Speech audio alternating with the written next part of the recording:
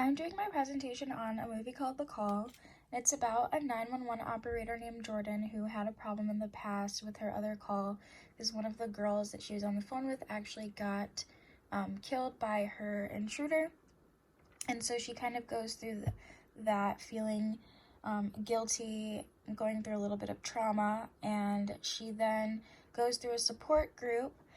And while she's training another team for calls, she ends up getting a call from Casey. Casey is someone who recently got kidnapped in a parking structure. She dropped her smartphone, but luckily she had a disposable phone, so she was able to call.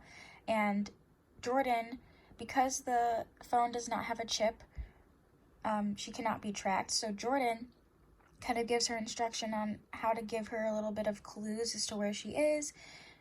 Police are all over the place, helicopters are searching, and then Casey finds a paint in the trunk, ends up pouring out of the taillight, and eventually he gets chased by the police. He outruns them. Michael Foster, who is the predator, outruns them. He eventually gets to a gas station, and someone recognizes Casey, but Michael ended up setting him on fire. So then, long story short, Jordan is stuck playing back tracks to see if she can figure out any info as to where she is because the police cannot find this man at all. And eventually she starts to hear chimes in the background of every call, and she knows exactly where those chimes are because she's been to that specific place, and that is the place, it's a cabin where Michael Foster actually lives with his wife and kids. And she eventually goes to the location and finds the underground lair, which is right in the woods, like by the cabin, and then she proceeds to save Casey, but it was not easy. So some of the trauma that Casey went through was she started hanging out with her friend, and then all of a sudden someone comes up to her and almost runs over her and then chokes her and puts her in a trunk. She was almost set on fire while the other guy was on fire.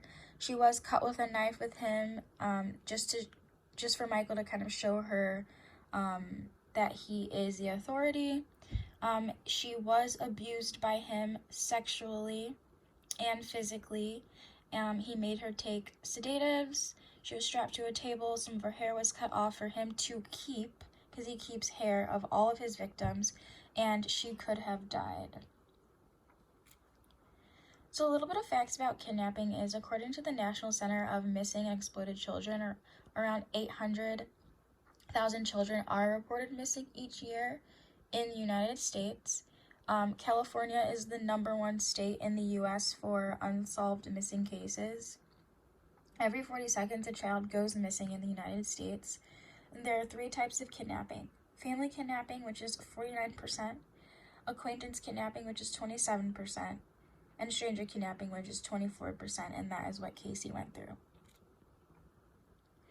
So kidnapping can cause a lot of trauma, a lot of psychological problems. So you can develop depression, anxiety, PTSD, and these can last a lifetime without proper help.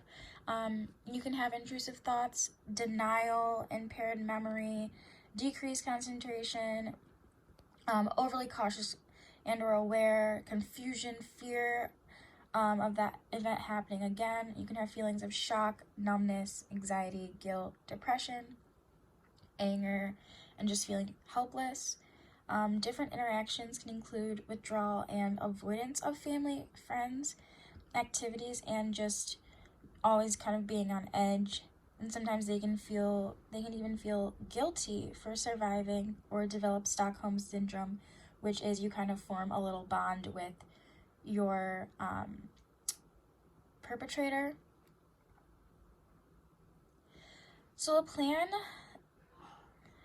this is essential for people right after they have gotten kidnapped, is to immediately receive medical attention, seek out a psychologist, get some therapy. They can help guide you. Be in a safe and secure environment if you can. Connect with loved ones if you have them.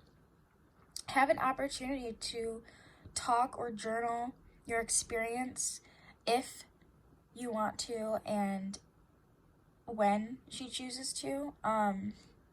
Receive resources and information about how to seek counseling, and protect your privacy. Try to avoid media exposure and take time to just kind of adjust back into family and daily life.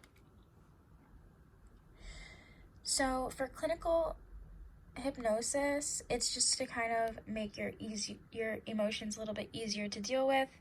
You can go through cognitive behavioral therapy just to help cope and change the way you feel in a positive way. You can also do psychodynamic therapy, is to just kind of get the client to have some sort of self-awareness and understand the event and how it affected them, shaped them, and how they can kind of overcome it and just understand it. Experiential therapy is to just help with feelings of anger, shame, or hurt, which you could feel after, because you can feel guilty of surviving and other people don't, and stuff like that. And just you can go through EMDR to kind of treat the PTSD symptoms. And that's all I have.